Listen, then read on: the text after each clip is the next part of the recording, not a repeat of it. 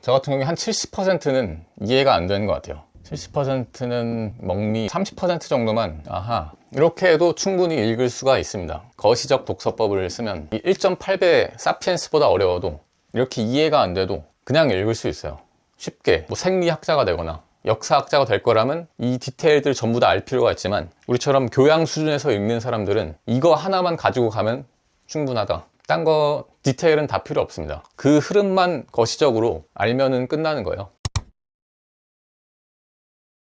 오늘은 총균세죠. 총균세가 제목부터 의미심장한 것 같은데요. 확실히 저 같은 경우에도 사피엔스보다 1.8배 정도 어려운 것 같다. 그런데 분명히 그럼에도 불구하고 해답은 유일하다고 봐요. 가장 좋은 게 어려운 거를 쉽게 읽는 게 참 중요한 능력인데 제가 요거를 어떻게 쉽게 읽고 있는지를 또 한번 말씀드리면 여러분들한테도 도움이 되지 않을까 싶습니다. 어려운 얘기들이 많이 나오는데요. 확실히 읽다 보면은 한 페이지 안에서 저 같은 경우에 한 70%는 이해가 안 되는 것 같아요. 70%는 멍미 이렇게 읽는 거죠. 근데 30% 정도만 아하 이렇게 읽는 건데 이렇게 해도 충분히 읽을 수가 있습니다. 우리가 계속 말씀드리고 있는 거시적 독서법을 쓰면 계속적으로 이 1.8배 사피엔스보다 어려워도 이렇게 이해가 안 돼도 그냥 읽을 수 있어요.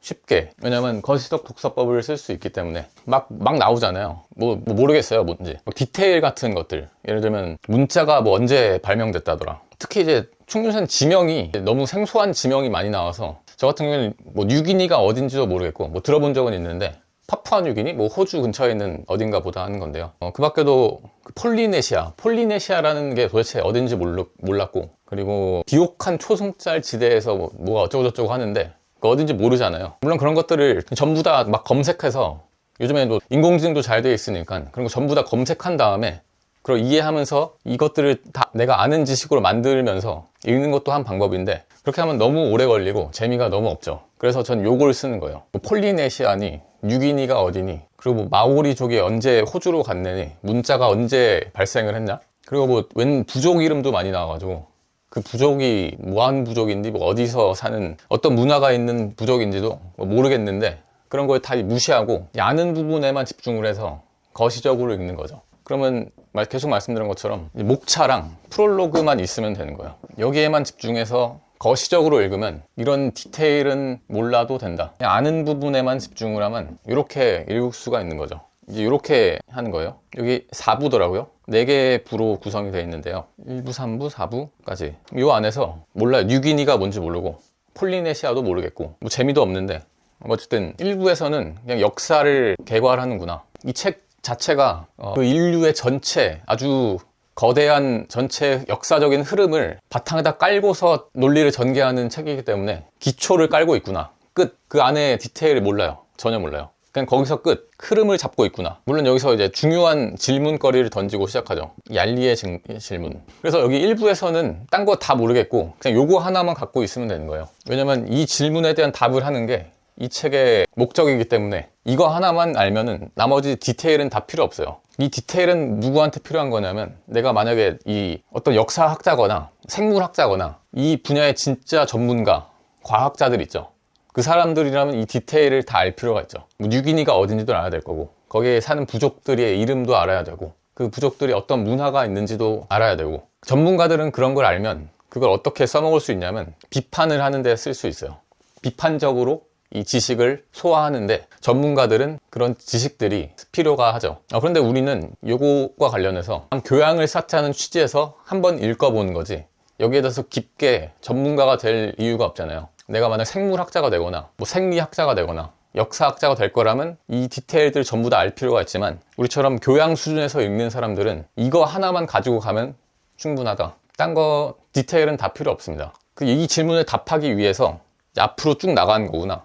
그 흐름만 거시적으로 알면은 끝나는 거예요. 저 같은 경우에는 1부에서는 다 모르겠고 요거 하나만 갖고 있어요. 얄리의 질문은 왜 우리 부족은 그 화물이라고 하는 소위 화물이라는 이름을 붙이던데 당신네 같은 이제 서구의 사람들이 발명한 그런 화물을 왜 우리는 발명을 하지 못했냐 그 차이를 물어보고 있는 거죠. 당신네들 역사와 우리의 역사 사이에 어떤 차이점이 있었냐 그 번영하는 물질 문화를 이뤄내느냐 이뤄내지 못하느냐 그 차이가 뭐냐 여기서 나오는 거죠. 그것만 알면은 딴 건 다 필요 없다. 근데 이 제레드 다이아몬드가 생각하기에 이 질문에 답하기 위해서는 총균세가 필요하구나. 총균세라는 게 이 질문에 답하는데 가장 핵심적인 요소구나. 총균세를 중심으로 이 책의 논리를 전개한 거죠. 총균세가 있었기 때문에 서구 사회에서는 화물을 물질 문화를 번영시켰지만 얄리의 부족 사람들은 총균세를 발달시키지 못했기 때문에 화물을 물질 문화를 번영시키지 못했구나.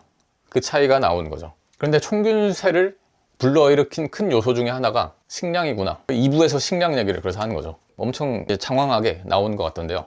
이 식량, 그러니까 농업과 그리고 목축, 가축을 키우느냐 마느냐, 그게 왜 어떤 지역에서는 발생했고 어떤 지역에서는 발생하지 못했나를 이야기하고 있는 게 2부죠. 결국 여기서는 환경, 다시 말하면 우연이라고 하는 것 같아요. 이 제레드 다이아몬드의 논리에 따르면 이 식량 생산이 발생할 수 있었던 이유는 서구 사회에서 환경 때문이다. 다시 말하면 그 지역에 농업화하기 쉬운, 작물화하기 쉬운 식물이 있었느냐 없었느냐, 가축화하기 쉬운 생물이 있었느냐 없었느냐, 그 여부는 우연에 따라서 결정된 것 같다. 그 말을 하고 있는 것 같아요, 2부에선. 그래서 제가 볼 땐, 저는 딱 여기까지, 이 이상의 깊은 디테일에 대해서는 전혀 기억할 이유도 없고 기억하려고 하지도 않고 요거 하나만 가지고 넘어가는 거죠. 그러면 읽을 수 있어요. 쉽게 읽을 수 있죠. 3부로 가면 이 식량 생산으로 말미암아서 뭐 기술이나 그리고 뭐 정치, 구조, 뭐 전문가 이런 사람들을 부양할 수 있는 그런 식량 생산이 받침이 됐기 때문에 서구 사회에선 이런 것들이 발달을 했구나. 그런데 얄리 부족 사람들은 이런 것들을 발달시키지 못했구나. 그렇기 때문에 화물, 물질 문화를 번영시키지 못했고, 그 반면에 서구 사회 사람들은 우연적인 환경에 의해서 이런 농업과 모축을 시작할 수 있었고, 식량이 많이 생기다 보니까 그 안에서 뭐 균도 생기고, 이 목축과 관련해서 또 균이 많이 발생을 한다 그러죠. 가축들로부터 말미암은 그 세균들을 우리 인간 사회에 어떻게 잘 포용할 수 있었느냐, 그런 얘기도 나오고, 근데 그것으로 말미암아서 기술도 발전하고 뭐 전문가도 생기고 그 안에서 여유가 생기다 보니까 거대한 정치 구조도 생기기 시작했다. 그래서 무리 사회, 부족 사회, 추장 사회, 국가 뭐 그런 얘기도 하면서 그 안에서 군대가 생기다 보니까 막 정복을 하기도 하고 그런 역사들이 3부에서 나오죠. 마지막에서는 제가 봤을 때 적용인 것 같아요. 2부와 3부에서 발달시킨 논리를 검증하는 게 4부죠. 오늘 이쪽 부분을 저희가 읽고 있거든요. 그래서 저는 어떤 개념을 갖고 있는 거냐면 앞에서 말한 자신의 논리를 현실에서 검증을 하고 있는 거구나. 딱 요 정도, 이 정도만 가지고서 나머지 디테일들은 다 무시하고 전혀 알 필요가 없죠. 여기에 답을 하는 과정이 이거고 그것을 증명하는 게 4부구나. 딱 여기까지만 파악을 하면서 읽고 있습니다. 이게 바로 거시적 독서법의 적용 방법이라 할 수 있어요. 그래서 정리하면 총균세가 너무 어려운데 사피엔스의 1.8배에 속할 정도로, 근데 그거를 쉽게 읽으려면 좀 거시적으로 읽자. 저 같은 경우에는 한 페이지를 읽을 때 한 평균적으로 70%는 모르겠고 30%만 알겠는데 요것만 알아도 충분히 거시적 독서법을 적용하면 쉽게 읽을 수가 있다. 목차와 프롤로그를 참고하면서 계속 돌아가면서 읽는 거죠. 그러면 결국에 이 디테일 같은 것들은 학자들, 전문가, 연구자들한테나 필요한 거고, 우리처럼 교양 수준에서 읽는 사람들은 이 정도만 해도 충분히 이 책에서 얻어낼 수 있는 최선의 것을 얻어낼 수가 있는 거고, 그게 이제 가장 쉽고 재밌게 우리가 독서 생활을 이어가는 가장 좋은 방법이라고 생각을 합니다. 그런데 중요한 게 이 거시적 독서법이 좋다는 거는 이제 저의 의견인 거고요. 제 의견이 반드시 맞다는 보장도 없죠. 그래서 나가는 질문으로는 이 독서법에 대해서 여러분들은 어떻게 생각하시는지 그 질문을 드리면서 마치겠습니다. 이 독서법이 마음에 드시나요? 아니면 마음에 들지 않나요? 마음에 들지 않는다면 이제 이것보다 더 나은 독서법은 뭔지 한번 자기의 의견을 생각해 보시는 기회를 가지면 좋을 것 같습니다.